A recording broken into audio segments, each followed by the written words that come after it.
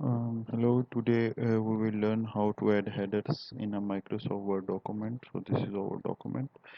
First we need to go to Insert tab and then we will click Header. We have many options to select any format. We will select this format and we can click here and we can edit it according to the requirement.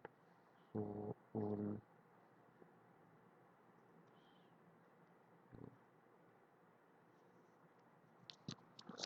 So this is, and we can also change its format according to our need, the way we required it. So that's it. So now you can see we edit the header in our Microsoft Word document. If we want to remove the headers, again go to Insert tab and click headers and click remove headers, and then our document will be back to its original. So that's it. Thank you.